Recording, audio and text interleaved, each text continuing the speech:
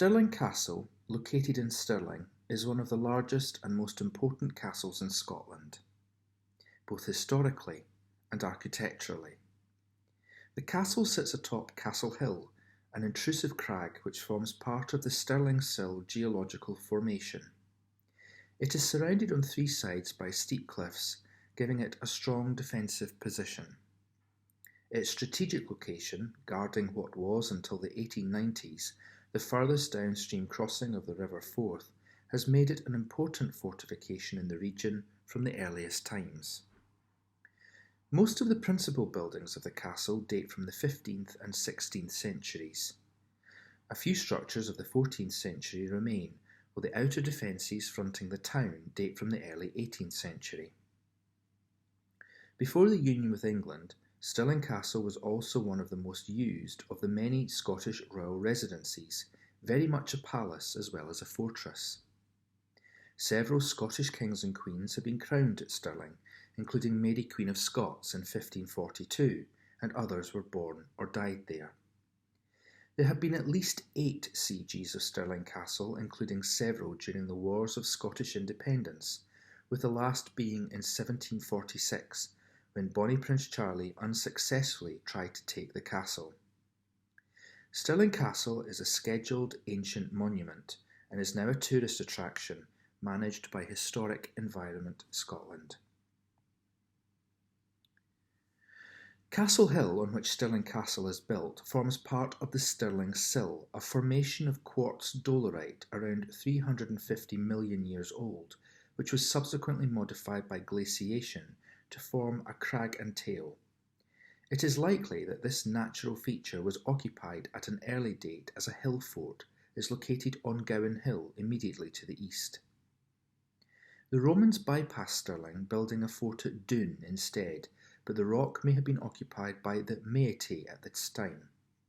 It may later have been a stronghold of the Manal Gododin, and has also been identified with a settlement recorded in the 7th and 8th centuries as Iudu, where King Penda of Mercia besieged King Oswy of Bernicia in 655. The area came under Pictish control after the defeat of the Northumbrians at the Battle of Dunnechdin 30 years later. However, there is no archaeological evidence for occupation of Castle Hill before the late medieval period. Other legends have been associated with Stirling, or Snowdon as it was more poetically known. The 16th century historian Hector Boas claims in his Historica Gentis Scotorum that the Romans under Agricola fortified Stirling, and that Kenneth MacAlpin, traditionally the first king of Scotland, besieged a castle at Stirling during his takeover of the Pictish kingdom in the 9th century. Boas is, however, considered an unreliable historian. Another chronicler, William Worcester, associated Stirling with the court of the legendary King Arthur. Tradition suggests that St Morena founded a chapel here, as she is said to have done at Edinburgh Castle. Although it is now thought that the legend of Monena results from a later confusion of early Christian figures, including Modwenna and Monina. The first record of Stirling Castle dates from around 1110, when King Alexander I dedicated a chapel there. It appears to have been established royal centre by this time, as Alexander died here in 1124. During the reign of his successor David I, Stirling became a royal borough and the castle an important administration centre. King William I formed a deer park to the southwest of the castle, but after his capture by the English in 1174, he was forced to surrender several castles, including Stirling and Edinburgh, under the Treaty of Falaise. There is no evidence that the English actually occupied the castle, and it was formally handed back by Richard I of England in 1189. Stirling continued to be a favoured royal residence, with William himself dying there in 1214, and Alexander III laying out the new park for deer hunting in the 1260s. Stirling remained a centre of royal administration until the death of Alexander III in 1286. His passing triggered a succession crisis, with Edward I of England invited to arbitrate between competing claimants. Edward came north in 1291, demanding that Stirling, along with the other royal castles, be put under his control during the arbitration. Edward gave judgment in favour of John Baliol, hoping he would be a puppet ruler, but John refused to obey Edward's demands. In 1296, Edward invaded Scotland, beginning the Wars of Scottish Independence, which would last for the next 60 years. The English found Stirling Castle abandoned and empty and set about occupying this key site. They were dislodged the following year after the victory of Andrew Murray and William Wallace at the Battle of Stirling Bridge. Many of the garrison were killed during the battle, after which the English commanders William Fitzwarren and Marmaduke Thweng retreated into the castle. However, they were quickly starved into surrender by the Scots. Next summer, the castle changed hands again, being abandoned by the Scots after the English victory at Falkirk. Edward strengthened the castle, but it was besieged in 1299 by forces including Robert Bruce. King Edward failed to relieve the garrison, who were forced to surrender. By 1303, the English again held the upper hand, and Stirling was the last remaining castle in Scottish hands. Edward's army arrived in April 1304 with at least 17 siege engines. The Scots under William Oliphant surrendered on the 20th of July, but part of the garrison were ordered back into the castle by Edward, as he had not yet deployed his latest engine, Warwolf. Warwolf is believed to have been a large trebuchet which destroyed the castle's gatehouse. Although Edward's victory seemed complete, he was dead by 1307, and Robert Bruce was now King of Scots. By 1313, only Stirling, Roxburgh, Edinburgh and Berwick castles were held by the English. Edward Bruce, the king's brother, laid siege to Stirling, which was held by Sir Philip Mowbray. Mowbray proposed a bargain that he would surrender the castle if it were not relieved by the 24th of June 1314. Bruce agreed and withdrew. The following summer, the English duly headed north, led by Edward II, to save the castle. On the 23rd to the 24th of June, King Robert's forces met the English at the Battle of Bannockburn, within sight of the castle walls. The resulting English defeat was decisive. King Edward attempted to take refuge in the castle, but Mowbray was determined to keep his word, and the English were forced to flee. Mowbray handed over the castle, changing sides himself in the process. King Robert ordered the castle to be slighted, its defences destroyed, to prevent reoccupation by the English. The war was not over, however. The Second War of Scottish Independence saw the English in control of Stirling Castle by 1336, when Thomas Rokeby was the commander, and extensive works were carried out, still largely in timber rather than stone. Andrew Murray attempted a siege in 1337, when guns may have been used for one of the first times in Scotland. Robert Stewart, the future King Robert II, retook Stirling in a siege during 1341 to 1342. Maurice Murray was appointed as its keeper, who, in the words of Andrew of Winton, "enforcit it greturnly, for rich he was full and mighty, enforced it greatly, for rich he was and full mighty." In 1360, Robert de Forsyth was appointed governor of Stirling Castle, an office he passed on to his son John and grandson William, who was governor in 1399. Under the early Stuart kings, Robert II, who reigned from 1371 to 1390, and Robert III, who reigned from 1390 to 1406, the earliest surviving parts of the castle were built. Robert Stewart, Earl of Menteith, Regent of Scotland, as brother of Robert III, undertook works on the north and south gates. The present north gate is built on these foundations of the 1380s, the earliest surviving masonry in the castle.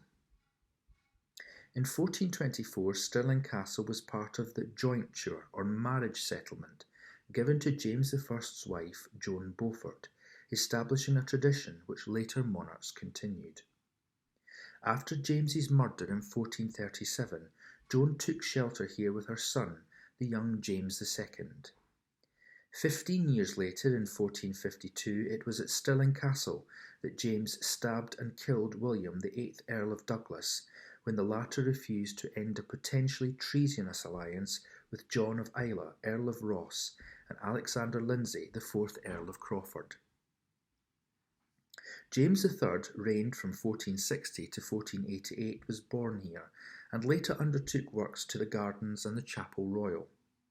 The manufacture of artillery in the castle is recorded in 1475. James's wife, Margaret of Denmark, died in Stirling Castle in 1486, and 2 years later James himself died at the Battle of Bannockburn, fought over almost the same ground as the Battle of Bannockburn, just to the south of the castle.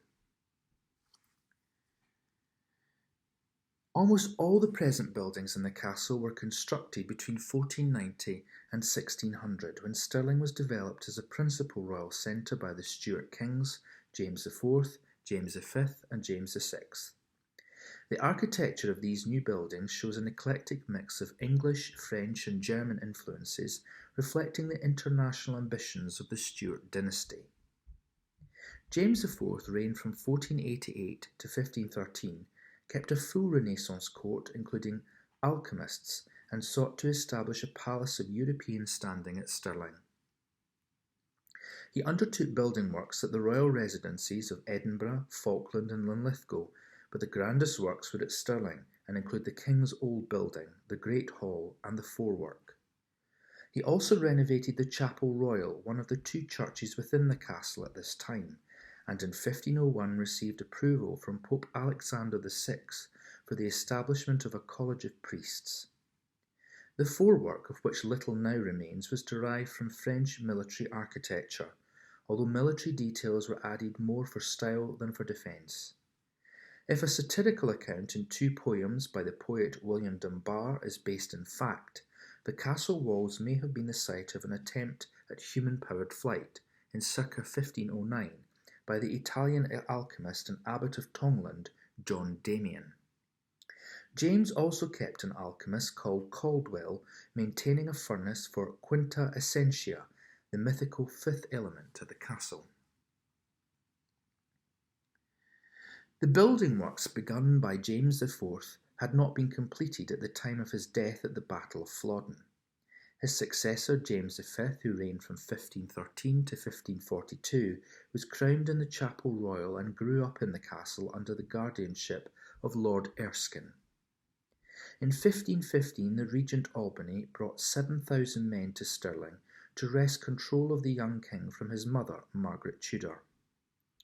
James V as monarch was said to have travelled in disguise under the name Goodman of Ballingee, after the road running under the eastern wall of the castle. Ballingee means windy pass in Gaelic.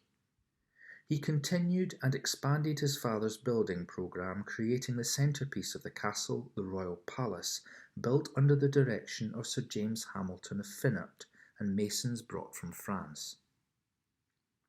James V also died young, leaving unfinished work to be completed by his widow, Mary of Guise. His infant daughter, Mary Queen of Scots, was brought to Stirling Castle for safety and crowned in the Chapel Royal on the 9th of September 1543.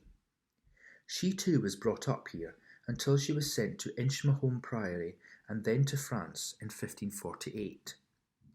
In the 1550s, during the regency of Mary of Guise, Anglo-French hostilities were fought out in Scotland. Artillery fortifications were added to the south approach of the castle, including the French spur, and these form the basis of the present outer defences. Guise employed an Italian military engineer called Lorenzo Pomarelli. Queen Mary returned to Scotland in 1561 and visited Stirling Castle frequently. She nursed Henry Stuart Lord Darnley through an illness here in 1565, and the two were soon married. Their son, James VI, was baptised here the following year. The celebrations included fireworks, an assault on a mock castle, and a masque designed by Bastien Pages. Darnley was already estranged from the Queen and did not attend, although he was resident at the castle. James's guardian, the Earl of Mar, was made hereditary governor of the castle in 1566. Mary was travelling from Stirling when she was abducted by the Earl of Bothwell. beginning the chain of events that led to her forced abdication and her flight to England. The young King James was crowned in the nearby Church of the Holyrood and grew up within the castle walls under the tutelage of the humanist scholar George Buchanan. Frequently used as a pawn in the struggles between his regents and the supporters of Mary, the young king was closely guarded. Stirling became the base for James's supporters, while those nobles who wished to see Queen Mary restored gathered at Edinburgh, under William Kirkcaldy of Grange. Grange led a raid on Stirling in 1571, attempting to round up the Queen's enemies, but failed to gain control of the castle or the king. The keeper of the castle, Alexander Erskine of Gogor, was ejected by supporters of Regent Morton in April 1578 after his son was fatally wounded during a struggle at the gate. The rebellious Earls of Mar and Angus seized the castle in 1584, but surrendered and fled to England when the king arrived with an army. They returned the following year, forcing the king to surrender, although they proclaimed their loyalty to him. James's first child, Henry, was born in the castle in 1594, and the present Chapel Royal was constructed for his baptism on the 30th of August. Probably built by William Shaw, the chapel completed the quadrangle of the inner close. Like his predecessors, Henry spent his childhood here under the second Earl of Mar, until the union of the crowns in 1603, when his father succeeded as King of England and the royal family left for London. After their departure, Stirling's role as a royal residence declined, and it became principally a military centre. It was used as a prison for persons of rank during the 17th century and saw few visits by the monarch. James I and the Sixth returned to Scotland in 1617, staying in Stirling during July. From 1625, extensive preparations were made for the anticipated visit of the new king, Charles I, including works to the gardens and the painting of the Chapel Royal. Charles did not come to Scotland until 1633 and only stayed in the castle briefly. Following the execution of Charles I, the Scots crowned his son Charles II, and he became the last reigning monarch to stay here, living at the castle in 1650. The royalist forces were defeated at Dunbar by those of Oliver Cromwell, and the king marched south to defeat at Worcester. General Monk laid siege to the castle on the 6th of August 1651, erecting gun platforms in the adjacent churchyard. After the garrison mutinied, Colonel William Conyngham was obliged to surrender on the 14th of August. Damage done during the siege can still be seen on the church and the Great Hall. After the restoration of Charles II, the Earl of Mar was restored as governor, and the castle was frequently used as a prison, housing several Covenanters. James, Duke of Albany, later King James VII of Scotland and II of England, visited the castle in 1681. During this time, the castle's military role became increasingly important, a powder magazine being built in the castle gardens and a formal garrison installed from 1685. At the accession of King George I in 1714, John Erskine, the 6th Earl of Mar, was deprived of the governorship, as well as the post of Scottish Secretary.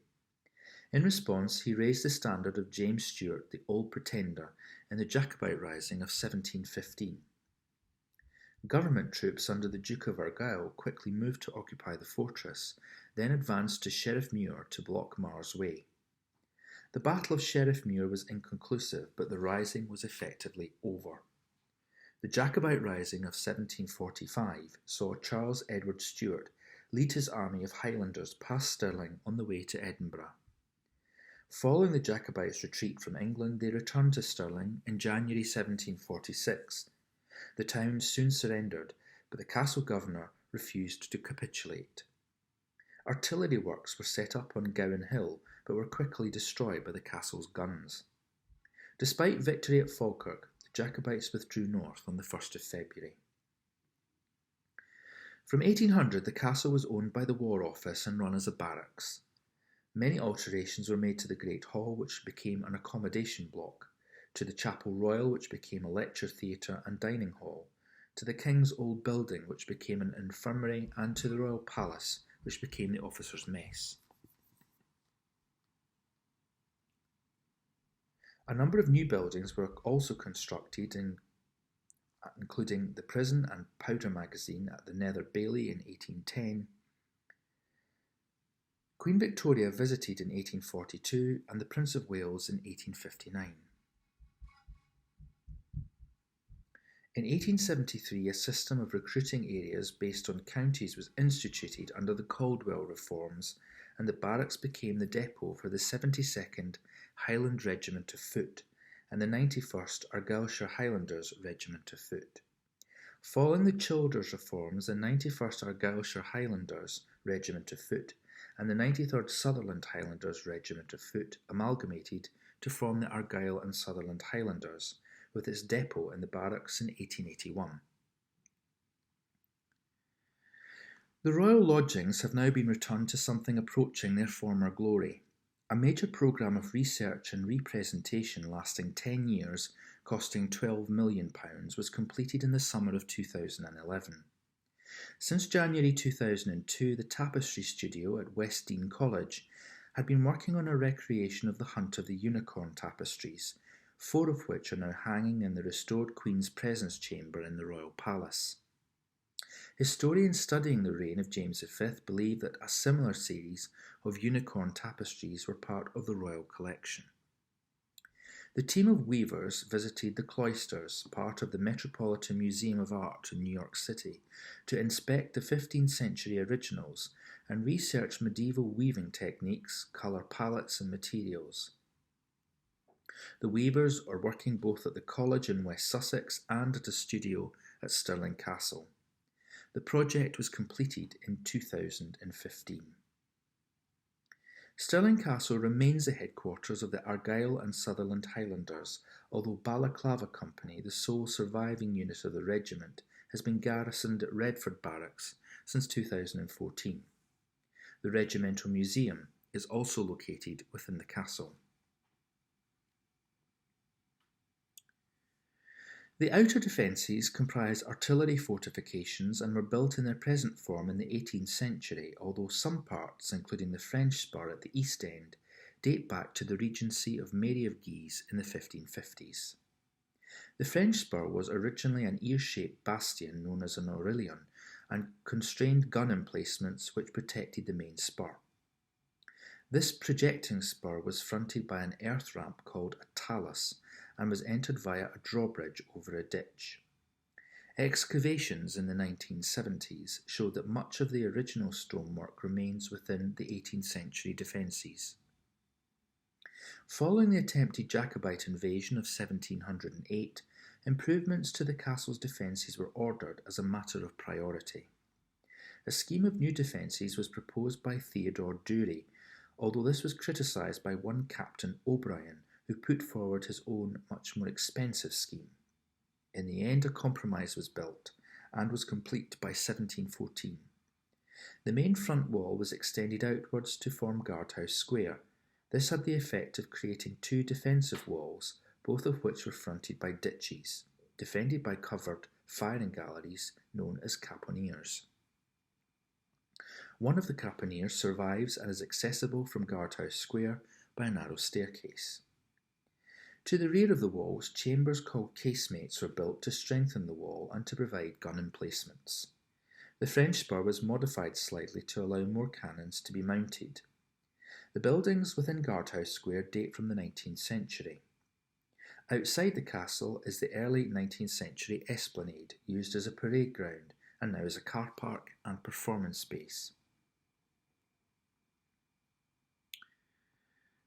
The gatehouse providing entry from the outer defences to the castle proper was erected by King James IV and was probably completed around 1506. It originally formed part of a forework extending as a curtain wall across the whole width of Castle Hill. At the centre is the gatehouse itself, which now stands to less than half its original height. The round towers at the outer corners rose to conical roofs, with battlements carried around the tops of the towers. These were flanked by more round towers, of which only traces now remain, and mirrored by further rounds at the rear of the gatehouse. The overall design, as drawn by John Slessor in 1693, shows French influence and has parallels with the forework erected at Linlithgow Palace. Like the Linlithgow structure, the forework was probably intended more for show, evoking the age of chivalry, than for defence, as it would have offered little protection against contemporary artillery. The entrance was via a central passage flanked by two separate pedestrian passages. This triple arrangement was unusual in its time, and classical triumphal arches have been suggested as an influence. The gatehouse was dismantled gradually and was consolidated in its present form in 1810. At each end of the crenellated curtain wall was a rectangular tower. The west tower, known as the Prince's Tower, probably after Henry, Prince of Scotland, survives to its full height, and is now attached to the later palace. At the east end, the Elphinstone Tower contained a kitchen and possibly an officer's lodging. It was cut down to form a gun battery, probably in the early 18th century, when the outer defences were rebuilt. Within the forework is a courtyard known as the Outer Close. To the southeast are Georgian military buildings, the late 18th century main guardhouse, and the early 19th century Fort Major's House. The early north gate, giving access to the Nether Bailey, contained the original castle kitchens, which were probably linked to the Great Hall. The Great Kitchen, which is now visible, was constructed later against the east end of the castle. However, in 1689 these rooms were infilled to provide gun emplacements. Excavations in the 1920s ascertained the extent of the surviving rooms, and the vaults were reconstructed in 1929. The small building above the north gate is traditionally said to have been a mint, known in Scots as a cunzie, or a coining house. To the west of the outer close, the main parts of the castle are arranged around the quadrangular inner close. The royal palace to the south, the King's Old Building on the west, the Chapel Royal to the north, and the Great Hall to the east. The oldest part of the inner close is the King's Old Building on the western side, which was complete by around 1497. It was begun as a new residential range by James IV and originally comprised an L-shaped building. The principal rooms were on the first floor, over cellars, and included two chambers with wide open views to the west, although the interiors have been much altered. The projecting stair tower has an octagonal upper section, which was copied for a second, later stair tower on the same building. In 1855, the north end of the building burned down and was rebuilt in a baronial style by the architect and historian Robert William Billings. At the southwest end of the range is a linking building once used as kitchens, which is on a different alignment to both the King's Old Building and the adjacent Royal Palace.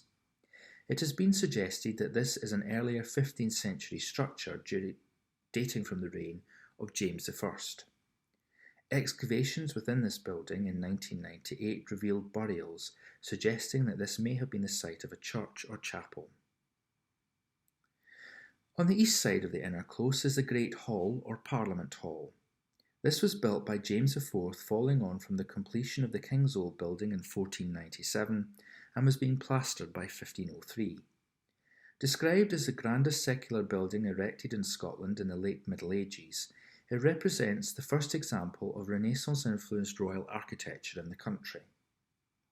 It was worked on by a number of English craftsmen and incorporates some English design ideas, being comparable to Edward IV's Hall at Eltham Palace, built in the late 1470s. It includes Renaissance details such as the intersecting tracery on the windows within a conventional medieval plan. Inside are 5 fireplaces and large side windows lighting by the dais end where the king would be seated.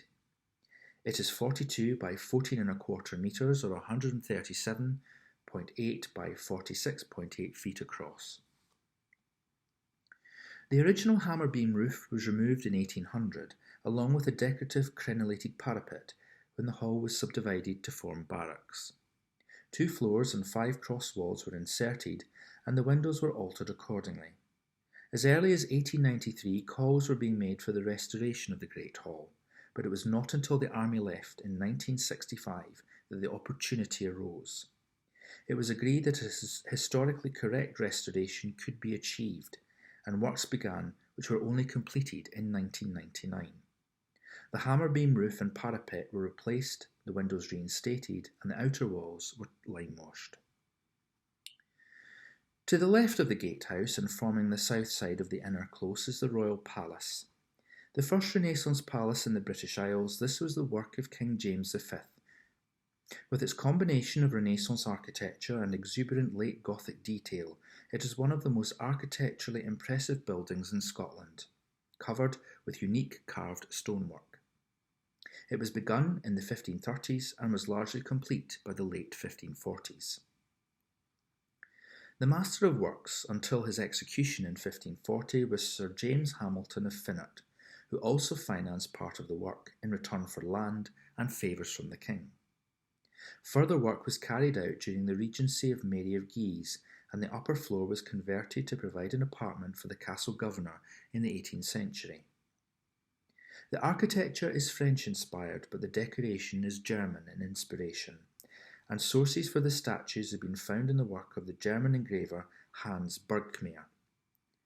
The statues include a line of soldiers on the south parapet and a series of full-sized figures around the principal floor. These principal figures include a portrait of James V, the Devil, St. Michael, and representations of Venus and several planetary deities. Their arrangement on the north, east, and south faces of the palace has been interpreted in relation to the quarters of the heavens. In the 19th century, the architectural historian R. W. Billings described the statues as the fruits of an imagination luxuriant but revolting.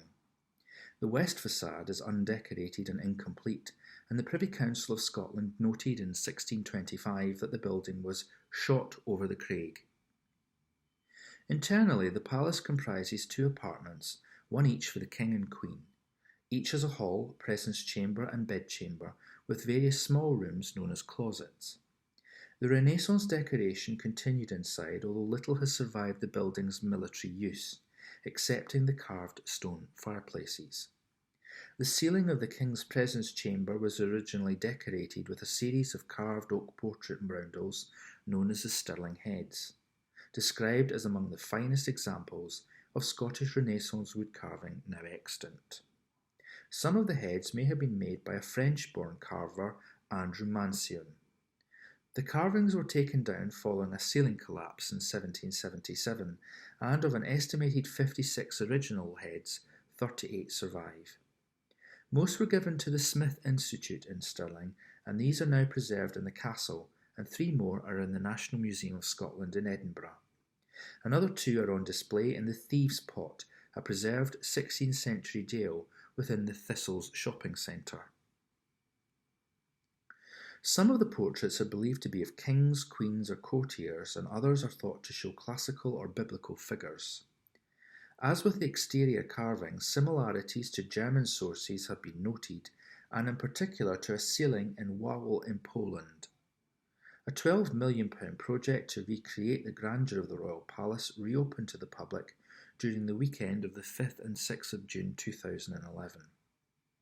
The work, which has taken a decade of research and craftsmanship, restored 6 royal apartments to how they would have looked in the 1540s, when this was the childhood home of Mary Queen of Scots, as well as the ongoing restoration of the 7 hand-woven tapestries.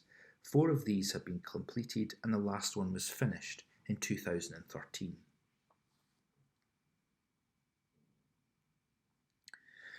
The Collegiate Chapel, Chapel Royal, established by James IV in 1501, lay between the King's Old Building and the Great Hall, but was further south than the present building. This was a chapel in which Queen Mary was crowned in 1543. However, when James VI's first son, Prince Henry, was born in 1594, it was decided to rebuild the chapel as a suitable venue for the royal christening. The new building was erected within a year north of the old site to improve access to the hall. There was some doubt if the chapel, which John Colville called the Great Temple of Solomon, could be finished in time. The chapel, with its Italianate arched windows, was the work of the Royal Master of Works, William Shaw. The interior was decorated by the painter Valentine Jenkin prior to the visit of Charles I in 1633. The chapel too was later modified for military use, housing a dining room. The wall paintings were rediscovered in the 1930s and restoration began after the Second World War. Beyond the North Gate, the Nether Bailey occupies the northern end of Castle Hill. Surrounded by defensive walls, the area contains a 19th century guardhouse and gunpowder stores and the modern tapestry studio. There was formerly access to the Nether Bailey from Ballingeach to the west until the postern was blocked in response to the threat of the Jacobite rebellion.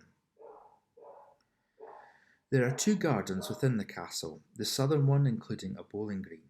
Below the castle's west wall is the King's Knot, a 16th century formal garden now only visible as earthworks, but once including hedges and knot-patterned parterres. The gardens were built on the site of a medieval jousting arena known as the Round Table, in imitation of the legendary court of King Arthur. Modern use. The Castle Esplanade or Parade Ground has been used as an open-air concert venue for several noted acts, some of whom have used Stirling Castle and the surrounding scenery to film in-concert DVDs. These acts include R.E.M., Ocean Colour Scene, Bob Dylan, Wet Wet Wet and Runrig. The Esplanade also hosts the city's Hogmanay celebrations.